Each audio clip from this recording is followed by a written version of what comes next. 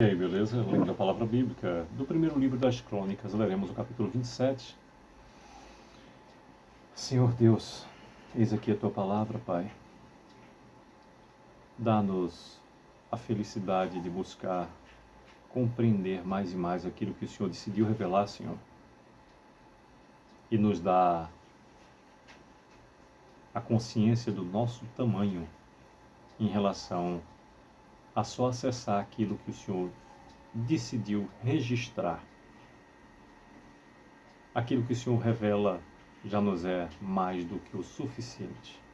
Te amamos. Muito obrigado pelo teu amor, favor e poder nas nossas vidas, Senhor. Continua com o teu tão grande cuidado conosco, Senhor. Nós nem merecemos o que o Senhor nos dá, mas pela tua maravilhosa graça e misericórdia somos premiados pelo teu amor, favor e poder. Mais e mais te agradecemos. Nós aceitamos, acessamos, recebemos, sacamos e agradecemos toda a amplitude do teu querer em nossas vidas, Senhor. Tua sabedoria, tua prosperidade e riqueza que nos abastece e sustenta. Te amamos. Continua a nos usar, Senhor, como instrumento do Senhor para que mais pessoas acessem a tua palavra. Faz na vida delas como o Senhor faz na nossa, Senhor.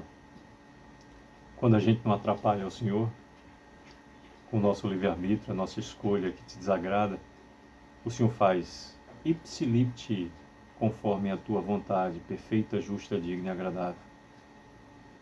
Lembrando, mais uma vez, o Senhor é Deus do possível e dos impossíveis, e quis a sua vontade que o possível ficasse na dependência da escolha humana para que a gente pudesse arcar com as consequências. Por isso eu disse, quando a gente não te atrapalha, é claro que ninguém poderia modificar uma vontade que, sendo sua, a não ser que o Senhor nos tivesse dado a liberdade de avançar ou atrasar a tua vontade em nossas vidas. Te amamos mais e mais, Senhor. Eu e minha casa serviremos ao Senhor. A paz que excede a todo entendimento está em Ti. E o Senhor e eu somos um. E o Senhor é um com cada uma das pessoas que aceitarem o Senhor como único e suficiente Salvador, ó Jesus. O Senhor nos transformou em servos, mas em filhos de Deus vivo. Te amamos. Te agradeço. Amém. Bem, temos no capítulo 27 do primeiro livro das Crônicas 34 versículos, e diz do versículo 1 em diante: são esses os filhos de Israel, segundo o seu número, os chefes das famílias e os capitães de milhares e de centenas com os seus oficiais, que serviam ao rei em todos os negócios dos turnos que entravam e saíam de mês em mês durante o ano, cada turno de 24.000. Sobre o primeiro turno do primeiro mês estava Jazobeão, filho de Zabdiel. Em seu turno havia 24.000. Era este dos filhos de Pérez, chefe de todos os capitães dos exércitos para o primeiro mês. Sobre o turno do segundo mês estava Dodai, o Aiota, a cujo lado estava Miclote. Também em seu turno havia 24.000. O terceiro capitão do exército e o designado para o terceiro mês era Benaia, chefe, filho do sacerdote Joiada. Também em seu turno havia 24.000. Era este Benaia, homem poderoso entre os 30 e cabeça deles, e o seu turno estava ao encargo do seu filho Amizadabe. Repetindo o versículo 6 que nos diz: era este Benaia, homem poderoso entre os 30 e cabeça deles. O seu turno estava ao encargo do seu filho Amizabade. Para o quarto mês, Azael, irmão de Joabe, e depois dele Zebadias, seu filho. Também em seu turno havia 24.000. O quinto capitão para o quinto mês, Samute, o israelita. Também em seu turno havia 24.000. O sexto para o sexto mês, Ira, filho de Iques, o Tecoíta, também em seu turno havia 24.000. O sétimo, para o sétimo mês, Elis, o Pelonita, dos filhos de Efraim, também em seu turno havia 24.000. O oitavo, para o oitavo mês, Sibecai, o Uzatita, dos Zeraitas, também em seu turno havia 24.000. O nono, para o nono mês, Abiezer, o Anatotita, dos Benjamitas, também em seu turno havia 24.000. O décimo, para o décimo mês, Maarai, o Netofatita, dos Zeraitas, também em seu turno havia 24.000. O undécimo, para o undécimo mês, Benaia, o Piratonita, dos filhos de Efraim, também em seu turno havia 24.000. O duodécimo, para o duodécimo mês, Eldai, o Netofatita, de Otoniel, também em seu turno havia 24.000. Sobre as tribos de Israel eram estes: sobre os Rubenitas era chefe Eliezer, filho de Zincre; sobre os Simeonitas, Cefatias, filho de Maaca; sobre os levitas, Asabias, filho de Quemuel; sobre os Aronitas, Zadok; sobre Judá, Eliú, dos irmãos de Davi; sobre Isacar, Onri, filho de Micael; sobre Zebulon, Ismaías, filho de Obadias; sobre Naphtali, Jerimote, filho de Asriel;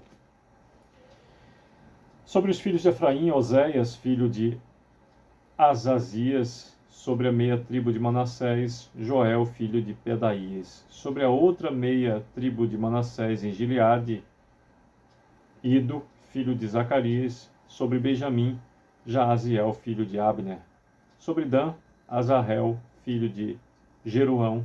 Estes eram os chefes das tribos de Israel.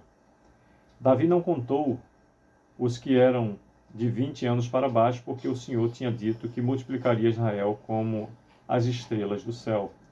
Joabe, filho de Zeruia, tinha começado a contar o povo, porém não acabou, porquanto viera por isso grande ira sobre Israel, pelo que o número não se registrou na história do rei Davi. Asmavete, filho de Adiel, estava sobre os tesouros do rei, sobre o que este possuía nos campos, nas cidades, nas aldeias e nos castelos. Jonatas, filho de Uzias, sobre os lavradores do campo que cultivavam a terra. Esri, filho de Quelube, sobre as vinhas, Simei, o Ramatita, porém sobre o que das vides entrava para as adegas, Zabdi, o Sifmita, sobre os olivais e sicômoros que havia nas campinas, Baal Anã, o Gederita. Repetindo o versículo 28 que nos diz: sobre os olivais e sicômoros que havia nas campinas, Baal Anã, o Gederita. Porém, Joás, sobre os depósitos do azeite. Sobre os gados que pasciam em Saron, Sitrai, o Saronita. Porém, sobre os gados dos vales, Zafate, filho de Adlai. Sobre os camelos, Obil, o Ismaelita; sobre as jumentas, Gedias, o Meronotita; sobre o gado miúdo, Jaziz, o Agareno. Todos esses eram administradores da fazenda do rei Davi. Jonatas, tio de Davi, era do conselho, homem sábio e escriba. Jeiel, filho de Acmone, atendia aos filhos do rei. Aitofel era do conselho do rei. Uzai, o arquita, amigo do rei. 34º e último versículo do capítulo 27 do primeiro livro das Crônicas nos diz: a Aitofel sucederam Joiada, filho de Benaia, e a Abiatar. Joabe era comandante do exército do rei. Pois bem, por meio desses 34 versículos, nos fala o capítulo 27 do primeiro livro das Crônicas acerca dos turnos de serviço para cada mês, do versículo 1 até o 15º. Nos fala sobre os chefes das tribos de Israel, do versículo 16 até o versículo 24, nos fala sobre os administradores das possessões de Davi, do versículo 25 até o 31º, e nos fala sobre os conselheiros do rei, do 32 até o 34.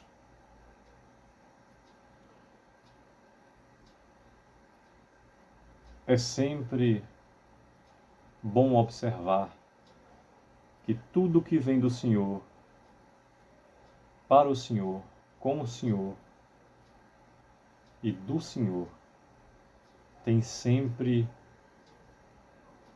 um organograma clássico fundamentado na sua própria perfeição.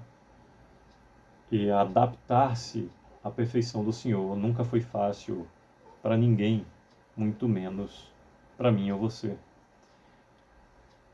Existirão momentos que a gente vai se sentir privilegiado por estar em meio ao amor, favor e poder de Deus. Existirão momentos em que a gente vai se sentir tão pequeno que parece que estar dentro da vontade do Senhor é algo quase que inatingível pelo esforço necessário para atingir. E existirão momentos que a gente vai estar tão vinculado à vontade do Senhor que a gente não consegue enxergar o porquê que as pessoas não estão da mesma maneira inseridas num contexto tão leve, tão usual, tão prático, que nos deixa numa zona de conforto tão amparada pela paz que excede a todo entendimento, que nos faz não compreender o porquê alguém haveria de escolher estar fora desse banquete que é viver em meio ao amor, favor e poder de Deus todos os dias. É isso. Desejo que Deus continue a nos abençoar. Eu desejo isso para a minha vida, para a vida de cada um dos meus familiares, para a nossa família consanguínea, nossa família cristã, nossa vizinhança e toda a nossa parentela. Desejo inclusive para aqueles que possuem declarado ou não declarado algum inimigo. Deseje isso para o seu inimigo, porque assim é a ordenança de Jesus. Devemos amar e perdoar até os nossos inimigos. E se essas pessoas conhecerem o amor, favor e poder de Deus, elas não serão mais seus inimigos, nem meus, e muito menos terão algum inimigo. Às vezes, o convívio com o Senhor seria tão simples de observar se a gente fizesse um paralelo, uma análise de uma parábola, por exemplo, de um copo. Nosso copo está sempre cheio dos nossos comportamentos. E quando Deus entra, parece que vai sendo trocado, parece não, com certeza absoluta, vai sendo trocado o líquido interno e sai aquele cheio de vicissitudes que existiam, que pertenciam a mim e a você, a nossa naturalidade pecaminosa humana, e entra a perfeição do Senhor, que vai modificando o líquido até que se faça a taça cheia da sua própria vontade, do seu amor, favor e poder. Sucesso! Que Deus a todos abençoe, possamos beber nas fontes da palavra do Senhor o tempo todo. Sucesso!